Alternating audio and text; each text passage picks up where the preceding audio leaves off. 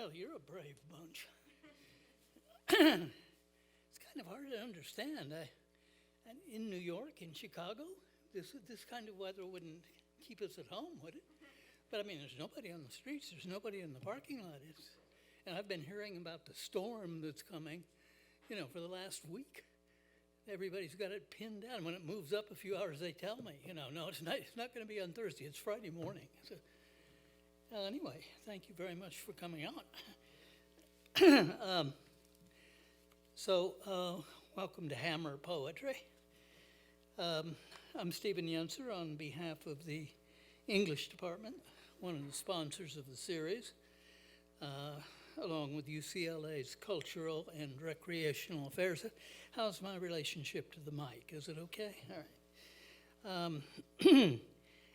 Of course, the main sponsor is the Hammer Public Programs, directed by Claudia Bester, who must be here someplace.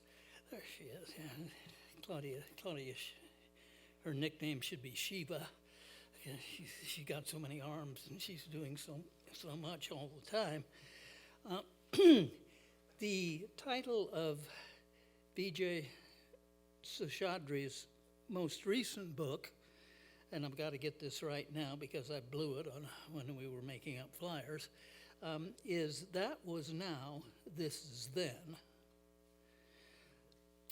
It sports a really nice black and white and I think ingenious cover, as you'll see if you buy a copy later, as of course you will, or maybe you have one right now. It's a photo taken from behind the rear view mirror in a car driving down the highway at dusk, or maybe it's early morning, that's a mystery too, with traffic coming at us on the opposite side of the highway and an empty road stretching in front. It's a scene whose going and coming comports with the bemusing title, while its darkness and ominous quality foreshadows one preoccupation of the book as it heads straight into what one poem calls the entire appalling universe, epitomized here in one moment by a poem inspired by Francisco Goya's black paintings, Mired Men Fighting with Cudgels. On the whole, Vijay's poems testify to a prismatic sensibility that produces a diversity of perspectives and tones and a mind that is restless and inclusive. His musical tastes include Louis Armstrong and Rodgers and Hart, Etta James, and Bach. His diction exemplifies what Eliot calls an easy commerce of the old and the new, and his medium accommodates prose as well as verse, and I'm thinking especially of a poem called Collins's Ferry Landing, which is a marvelous elegy for his father, which we may or may not hear tonight. It's kind of a long poem. But the conceptual heart of the volume seems to me to be, in his words, the self's delicate apparatus. The motif of the self winds throughout, often in conjunction with the relationship between past and present, in the form of the old or even dead self and the current self. In City of Grief, a poem in the new book, the recent book, yesterday is yesterday, today is today, and no one cares why one becomes the other, except for the private eye, the gumshoe, who hires himself to investigate himself. The gumshoe stands in for the wry poet who equivocates, I think, on the term private eye, since the I, the first person pronoun, the self, has to become the you under investigation, or indeed the altogether other.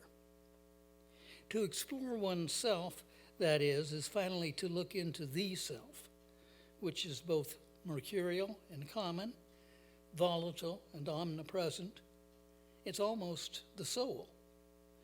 As Valéry puts it, to be human is to feel somehow that there is something of all of us in each one, and of each one in all.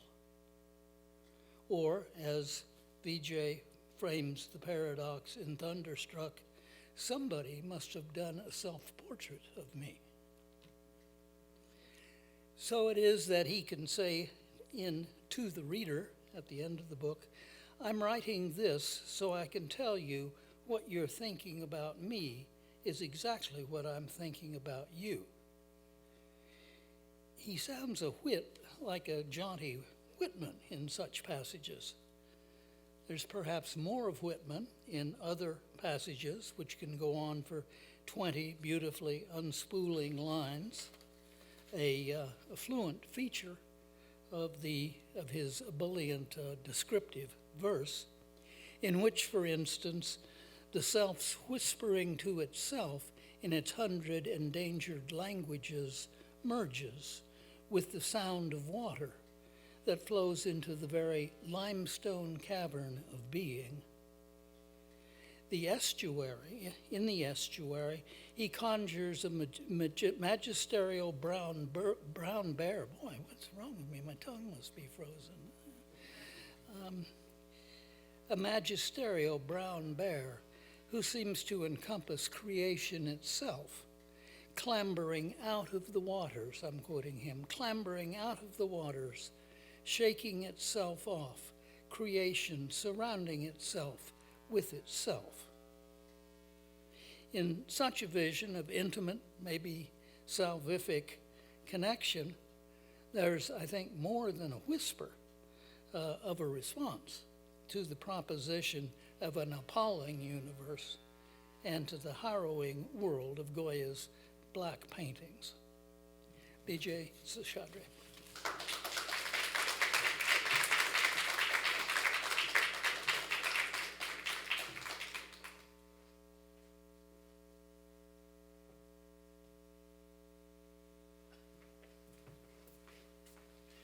Thank you, Stephen, for that very thoughtful and intelligent introduction. And I want to thank the Hammer for inviting me here, for braving the bad karma I tend to have with the city of Los Angeles. You know, I'm completely convinced that I brought this bad weather with me. It was cold when I left New York, and I stopped off in New Mexico where it was even colder. And I was thinking, gosh, I'm going to get to LA and leave all this cold behind, and here I am. And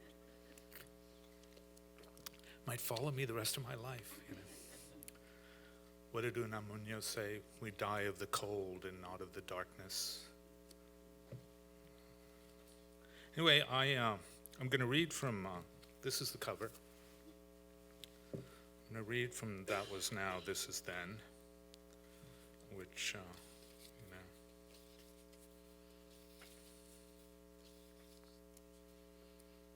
I thought I was being very clever with that title, but like a lot of people tend to naturally reverse it because they've always heard, that was then, this is now. And so I should have called it something like, my new book of poems. Anyway, I'm going to start with the first poem, and then I'm going to read. I was talking to a friend of mine before Stephen came to get me to bring me here, and I was telling her, well, I don't know what to read. Like I read in this sequence the last time I read, and it went well, but I don't want to do that again. So maybe I'll start with the really dark poems this time. And she said, no, you got to be funny at the beginning. Then you can get dark. So, I'll start with, well, not funny, but you know what I mean. Funnier. And so I'll start with the first poem. It's called Road Trip. And I guess this poem is appropriate also because the kind of geography I had in mind, when we write poems, we always kind of imagine a background world if the poem is going to be successful. You know, the things that don't get in the poem, but that are in our minds as poets, that kind of place the poem in a certain geography. I mean, I wrote a poem in my last book where somehow I imagined the community that the poem took place in to be somewhere off the New Jersey Turnpike, you know, like Rahway, going down to Philadelphia.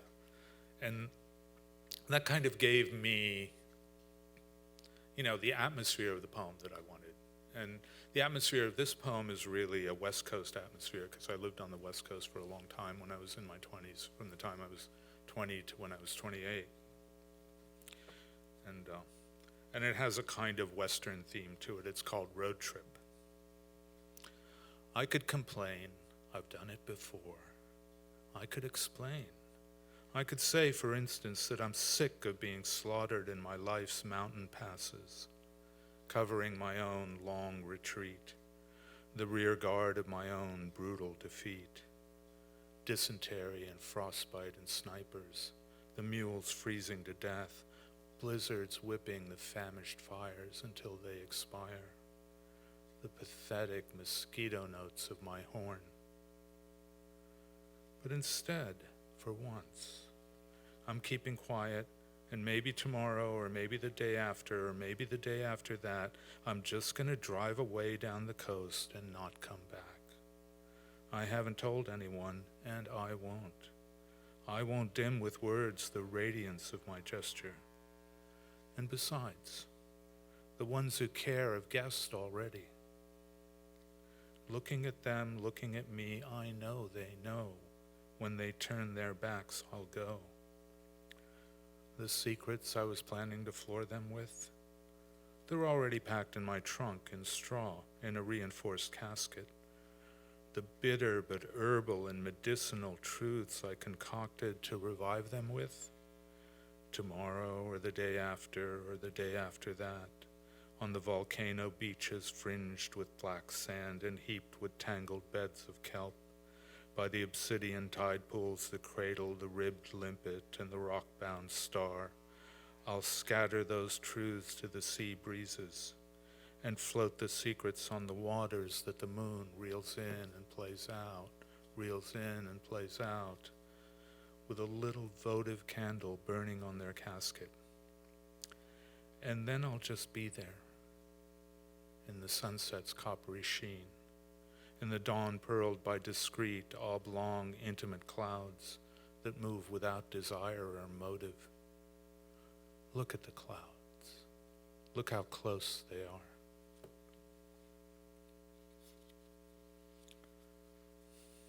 This next poem is a New York poem. And I moved to New York in 1982 after having lived on the West Coast. And I immediately registered,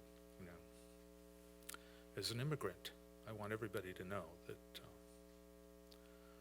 I've voted in every American election since 1972, when I first became eligible to vote. So when I got to New York, the first thing I did was, go register. And I gave people my address. And when you're on the voter rolls in New York City, you're also vulnerable to being called for jury duty. And about 6 months later, after I became a voter in New York, I got a letter saying, I should report for jury duty. And I found this very inconvenient and impossible, and I did not want to do it. And I went down, and they didn't call me, so that was great. I felt like I'd escaped. And then I think 4 or 5 years later, they did it again. I was still living in Manhattan. And again, I went down, and I didn't make it to the voir dire, so I felt like I dodged another bullet. Then we moved to Brooklyn, and after we were in Brooklyn a little while, I got another request to come down and possibly serve as a juror to the courthouse on Adams Street. And I went, and again, I didn't get called, and this time I was sort of like a little puzzled. I was quizzical. I was wondering what's going on here, you know? Is it because I'm a person of color? You start thinking these things, right? But then, obviously, people of color were being, their names were being called, and they were going into the voir dire, so. Then it happened again, and this was like maybe 1998. And again, nobody called me. I said, well, is it because I'm South Asian? But South Asian looking people were being, called. So I couldn't, do anything about it. And then it happened again around 2005, and I had to accept the fact that it was just me. They didn't want me. Just like this guy, like they knew all about me, And this is something like I do believe that there are secret files, in various places, and they are distributed among the various governmental agency, municipal and national, that are, that catalog all my sins. And then it happened again. And but this time I made it to the voir dire, and then I was rejected. So I couldn't believe it. This was like 2011, 2012, and I wrote this poem in response. It's called Commas, Dashes, Ellipses, Full Stops, Question Marks. People restless on the pews downtown, people not of the book or of the book, itchy and introspective in the big cross-section of humanity room in the courthouse on Adams Street, apothecaries, scriveners, gendarmes, recidivists. 60% are happy 65% of the time. 30% are okay 79% of the time. One is angry. That's what the bulletins from the ether say, and maybe we'll do something about it. But not today. Today is another day. Today is the day the self's whispering to itself in its 100 endangered languages merges with the sound of running water, running and scoring grooves in the damp, lithic, adhesive interiors, the limestone cavern of being, where flying mammals hang and nurse their young and contemplate upside down the inscaped person waiting to be called out of himself into the light of reason, to be impaneled on a jury here, right here in Brooklyn, so he can judge lest he not be judged, but forgiven, just forgiven. Grace, with no instinct to explain itself, pouring out of every portal. Are you blind that you can't see it? I am. I guess I am. Communion, submission, detachment. And what would I rather be doing than sitting here pretending not to look at the rest of you, of the city and of the world? So compelling is your exhausted, disillusioned but steadfast commitment to the mechanisms of justice, the apparatus of democracy. 12 good persons and true will be summoned from the cardinal points to, but not me, I guess. The bailiff is saying, go home, not you, not today.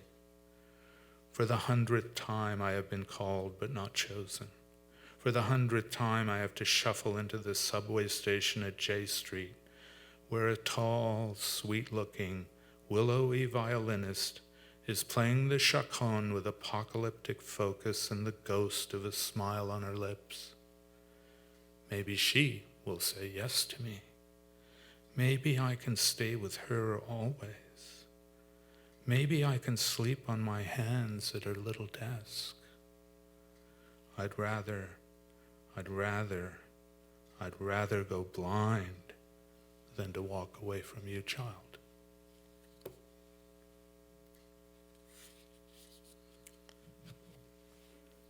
This poem is called Meeting.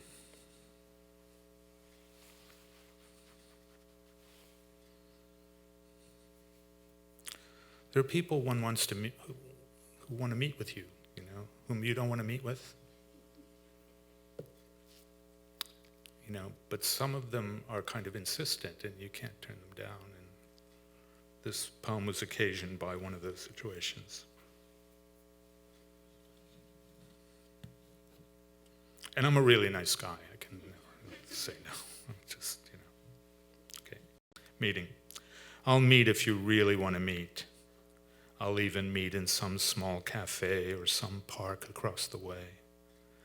But I won't meet for long, and not for a minute will I look at you in your isolation, your human isolation.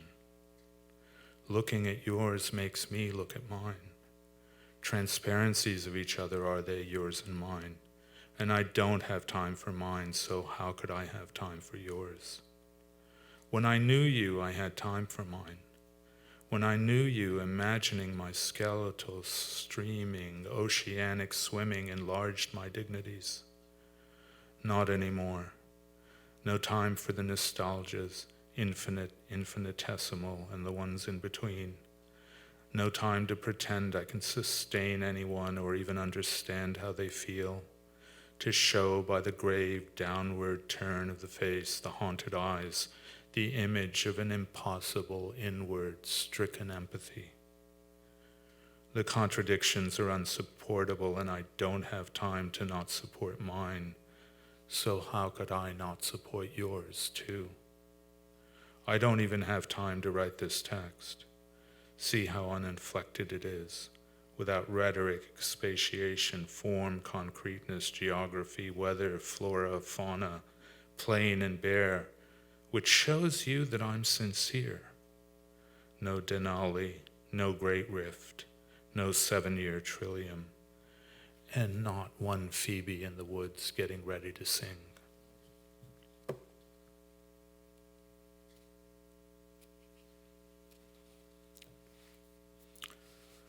This is a poem about Snoopy. Nemesis. Your airplane is pulling out its stops. Your airplane is growling with its props, pawing the tarmac with its landing gear, streaming exhaust. That one sortie is here that you've been fearfully anticipating. 12 o'clock high, the Red Baron is waiting in a holding pattern behind the sun. His mind as focused as his Gatling gun, inviting you there up to the skies. You, his one absent precious prize. He wants to silence your persiflage, to put your picture on his fuselage. He wants his mind relieved of you. He wants his gun to talk to you, embracing the murderous dialogue. He doesn't care that you're just a dog.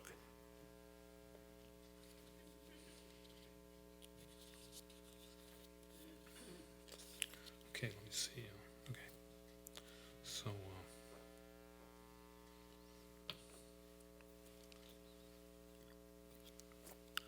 as Stephen said, this book has elegies in it for my mother and my father and for a friend of mine. And I think I'll read 2 of those 3. I'll read the one to my mother. It actually isn't an elegy. I wrote it in her last months when, I was her primary caregiver. And I would sit beside her as she was slowly dwindling away. And this poem came to me during that time. I didn't finish it until after she had died. Your living eyes for my mother. They wheeled you, your caregivers did, to the picture window to watch the birds fretting at the feeder. Then they forgot you there and you forgot them. 1,000 years later, the angel of death sidled in, disguised as a little girl, clutching at her pinafore and chewing the ends of her pigtails. She had a look whose vacancy was over-rehearsed. But I hear your interview with her went well anyway. I hear actually that it went better than anybody could have ever thought it would. She said, beauty and sadness are never far apart. You said, bullshit. She said, some birds are real, some are invisible, but which are which? You said, back off, bitch. She stared out the window. Her eyes narrowed, but they didn't touch. What was she seeing? What was she saying to herself? Do I know or do I care? Enough with these impassive forces. This one or that other one, the one who gave you life, you who gave me life. The yellow of the finches is as molten as ever, splashing on the holly bushes. The moon, pale white inside the pale blue morning, dropping its panicles of glass on the bright grass, is climbing down. But the sun is climbing up. The world your eyes see is the world as it really is. And you and I are going to live in it forever. And we will hitchhike to the painted hills together and hop a freight back home. My father died a year before my mother, and I had been taking care of them for so long that I was kind of, not...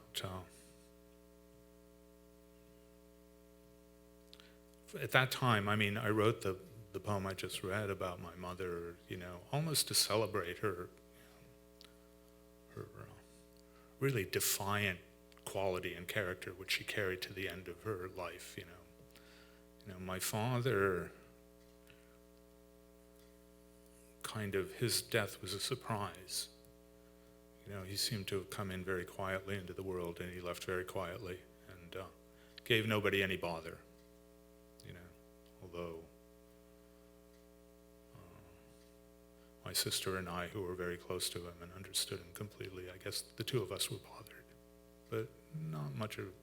He didn't inconvenience anyone in his life. And, and I wrote a poem for him because I felt like, oh, I'm a poet, right?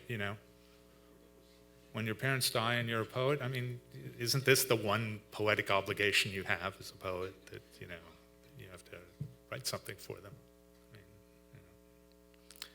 So I wrote a poem for him, but I wasn't really into it, and it wasn't a really good poem. And then I wrote that poem for my mother, which I think is a really good poem. And when I was finishing the book, I went to Yaddo, the artist colony in Saratoga Springs. And I don't know if any of you know about Yaddo. It's well known for being haunted. The family that gave the money to endow Yaddo and the grounds of their mansion that is Yaddo experienced a lot of tragedy. And it is said that the traces of that tragedy linger at Yaddo, and it has this kind of gothic, overgrown feel to it, which is very, very inspiring to artists. It's always been, a place that many, many visual artists, writers, playwrights, composers really enjoy going to. And they let me go there, and I was there, and one dreams about one's parents after they die. Those of you who have had the experience know that. And I dreamt about my mother, and I dreamt about my father after they died, and I still dream about them. But I was having these intense dreams about my father. They were really vivid when I got to Yaddo. Every night he was just present, and he was just a powerful presence, and I couldn't figure it out. And then it dawned on me, I had written a really good poem for my mother, and, a sort of indifferent poem for him. And he was haunting me. He was like, he was really angry that, I hadn't written him a good poem. So I wrote this. It's the one that Stevens mentioned. It's called Collins Ferry Landing. For my father. Only rivers bottom. Oh, I should tell you it's long. And, it's the long poem in the center of the book. I mean, it's not that long. It's like 4 pages, but it has a prose section in it. Collins Ferry Landing, for my father. Only rivers bottom out like this. Only rivers bottom out with this kind of conviction. Not humans, or at least not humans indisputably human as you were, trapped in consciousness's surplus, exilic, animalized absurdity, writhing in its contradictions. You, the shyest person we hardly ever knew, the solitary we hardly ever knew, you, the fatalist, your favorite sentence, it is what it is. Yes, it is. It really is. Only the negative constructions pertain with you. Nothing to allegorize or ring changes on with you. Nothing occluded, nothing with which to make analogies or metaphors. Never not meaning what you said, never not transparent.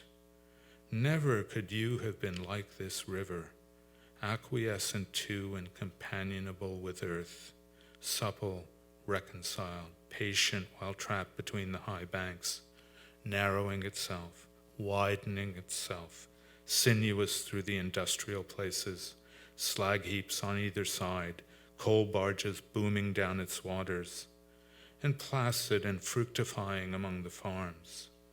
Never you with dynamics like this, rushing limpid from the foothills, soft singing in the valleys, oozing opaque, mercuric through the marshlands, silvery, satiny, emollient, satisfied, the rippling and dissimulating liquid medium, not apparent to the flesh like you, but the illusory, reflective surface into which we fall and drown. Don't even imagine the flexibilities, the insinuations, the dragon and the serpent and the river beside which you nursed that despair the three of us who loved you best could never coax you away from. The cold but intact rainbow trout under the ripples are doing what? Feeding? Dreaming? No, they are concentrating. They don't need ears to hear your ghost, thrashing and muttering in the brush between the river and the road. Your ghost coming back to the place you might have thought you should have died. All alone were you with your disappointments, but didn't. Your ghost afraid to go back to where you shouldn't have died, but did. I met him up there. We were shivering up there together. He asked me, how did I get here? How do I get back? Where do I go now?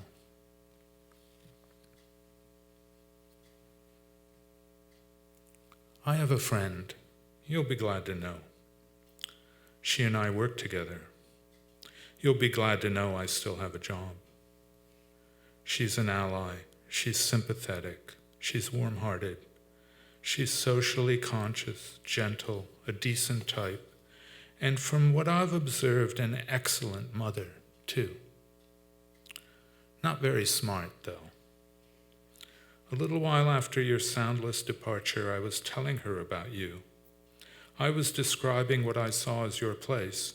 Yes, your highly functional place. On the spectrum of, what are the right words? Neurocognitive homelessness? I was describing cultures of shame evolving across millennia, economies of scarcity versus economies of surplus, civilizations teetering on the edge of time, about to take the plunge into oblivion. Deep India, I said to her.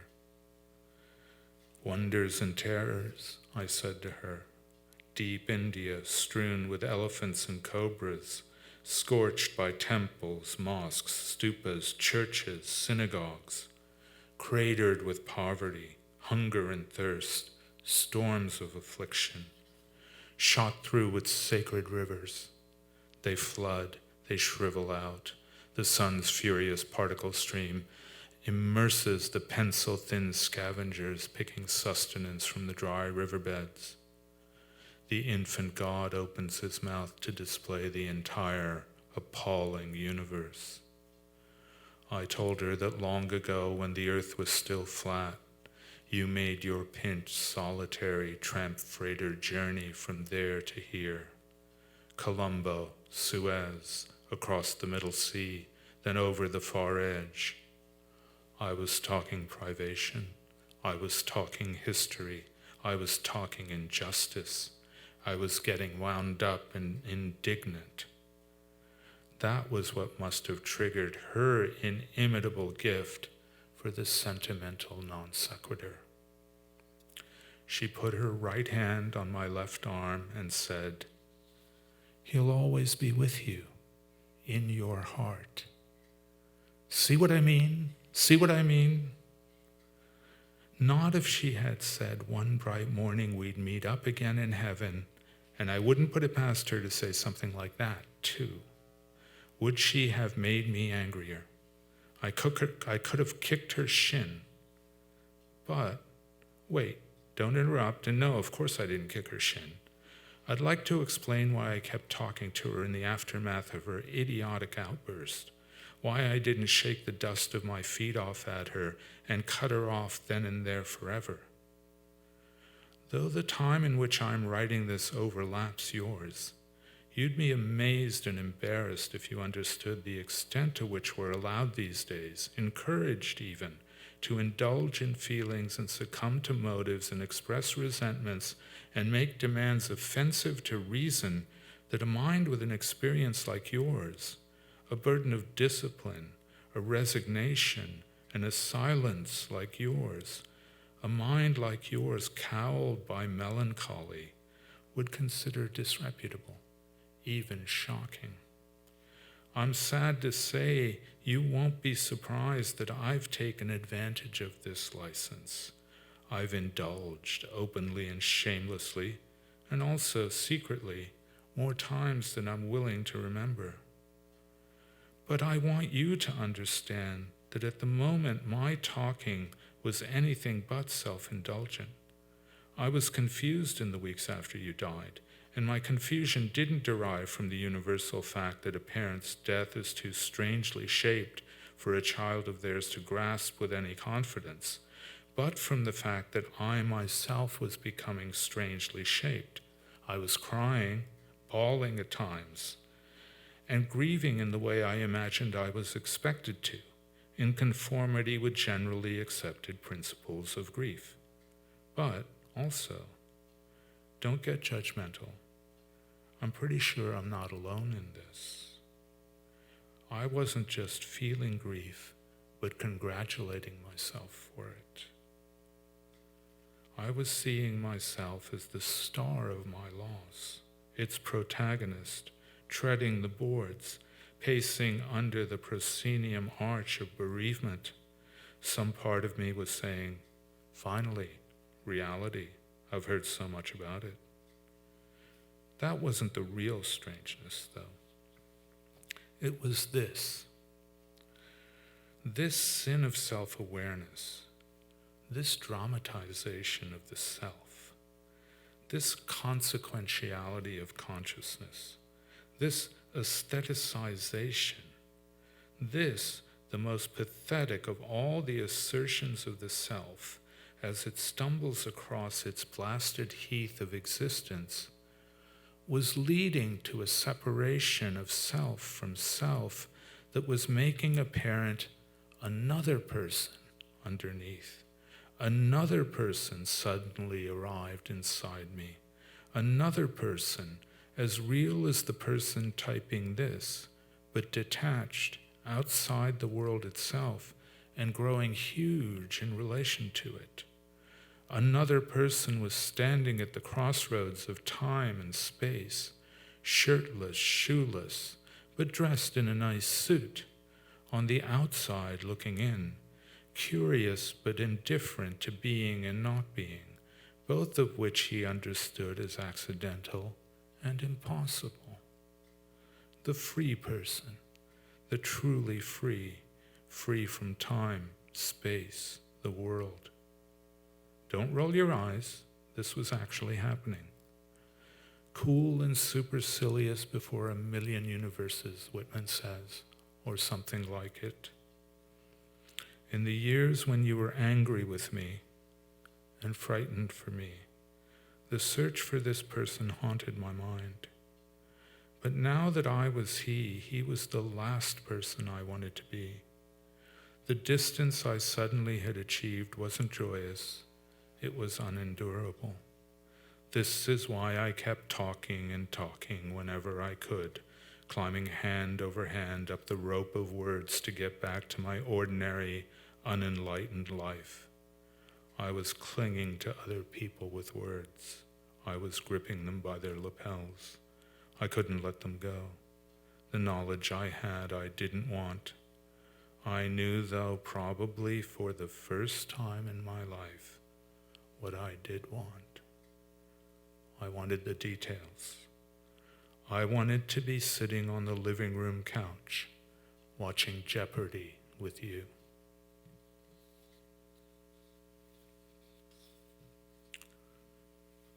I get up in the middle of the night. I go to the bathroom and micturate. I come back and lie in bed wide awake. I can't forget. I can't forget. In the dark room, the severed wire sparks and sparks uselessly, that once was that living wire we shared alone, across which at those few piercing moments in all our interactions, what we call ourselves traded places. You saw yourself through my eyes, and I saw myself through yours. These moments ping my optic nerves alive. You're looking at you through me, the last time you waved goodbye. Your walker holding the storm door open, your t-shirt loose around your sunken chest. My looking at me through you, the first time you waved goodbye. 16 months old, my hair not cut yet, sitting in the sunlight on the red masonry floor, the sun entering through the open door, the two of us on both its sides. And then, the two of us looking down at our 4 feet on the frozen middle American street, on our way to the Saturday premiere matinee of How the West Was Won. I'm matching you stride for stride. Our 4 feet are moving like 2 feet, and we are alive.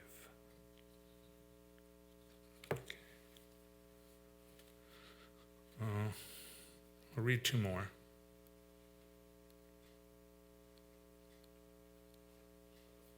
I guess I should read from, it's like an old-fashioned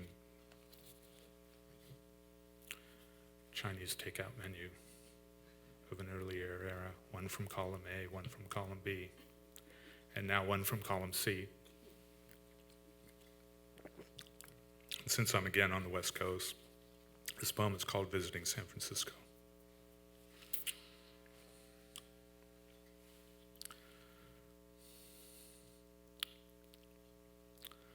The woman who is at issue in this poem